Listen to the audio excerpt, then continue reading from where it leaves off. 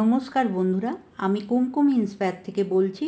আমার এই চ্যানেলের মাধ্যমে আমি বিভিন্ন ঘরে বানানো রেসিপি আপনাদের কাছে নিয়ে আসি।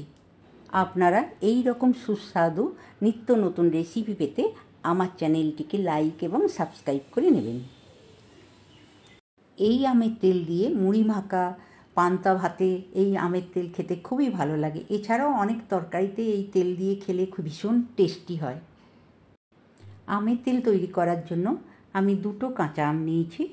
এটা দিয়ে আমি আজকে আমের তেল তৈরি করব। এখন গরমের সময় অনেক আম কিনতে পাওয়া যায়, সেখান থেকে আপনারা আম কিনে এনে বেশি পরিমাণে আমের তেল তৈরি করে রেখে দিতেই পারেন। এখন প্রচুর রোদ আছে, আমটাকে সারা দিন রোদে রেখে শুকনো করে নিয়েছি। আমের তেলটা কিভাবে তৈরি করে নিলাম সেটাই আজকে আপনাদের কাছে শেয়ার করছি।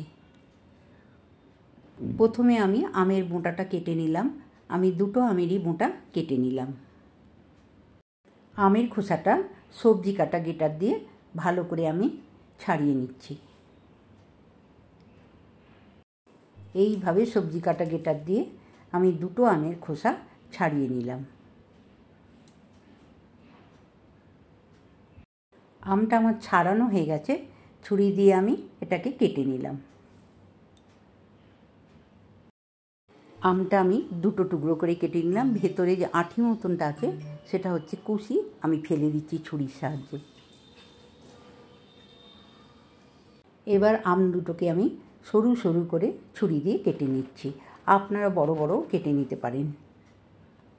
সরু সরু করে আমটা আমি কেটে নিলাম। 2টো আমকেই আমি এইভাবে সরু সরু করে কেটে নিলাম।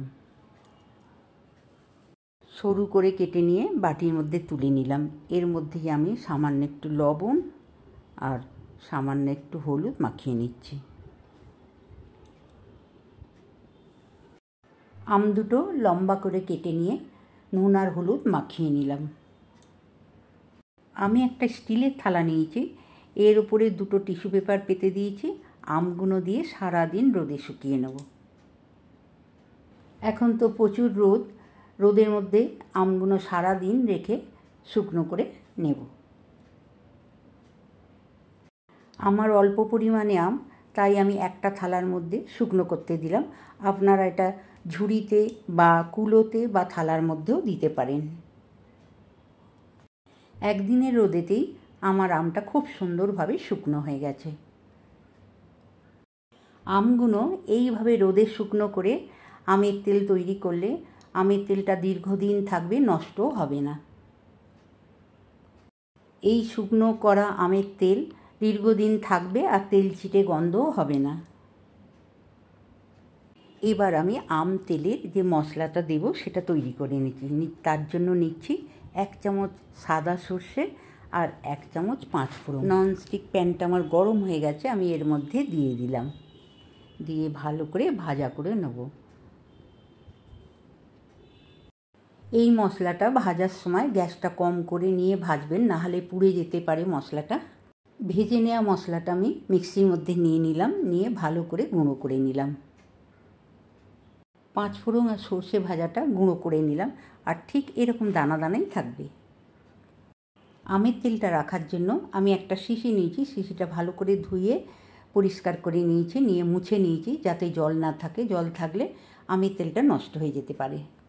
শুকনো করা আমটা আমি শিশির মধ্যে নিয়ে নিলাম, নিয়ে 1 চামচ ভাজা মশলা এর মধ্যে দিয়ে দিলাম, দিয়ে একটু তেল দিয়ে ভালো করে মেখে নিলাম। বাকি শুকনো করা আমগুলো শিশির মধ্যে ভরে নিলাম। আমগুলো দিয়ে দিচ্ছি, এর মধ্যে দিয়ে দিচ্ছি 1 চামচ ভাজা সর্ষে, আর কাঁচা লঙ্কা শুকনো করা ছিল সেগুলোও দিয়ে দিলাম, আর বেশ কিছুটা তেল। আরও একটু মশলা ছিল সেটাও দিয়ে দিলাম, দিয়ে ভালো করে শিশিটা ঝাঁকিয়ে নিলাম। সব কিছু দিয়ে শিশিটাকে একবার আমি ঝাঁকিয়ে নিলাম।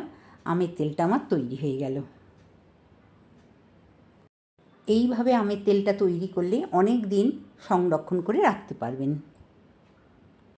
এই আমের তেলটা এখন থেকেই খেতে পারেন, এত সুন্দর মশলার গন্ধ হয়ে গেছে। আর 2-1 দিন রোদে যদি দেন তাতে তার কথাই নেই।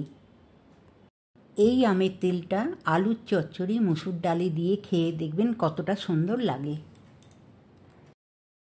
আমের তেলের রেসিপিটা আপনাদের ভালো লাগলে লাইক করবেন, কমেন্ট করবেন আর বন্ধুদের মধ্যে শেয়ার করবেন।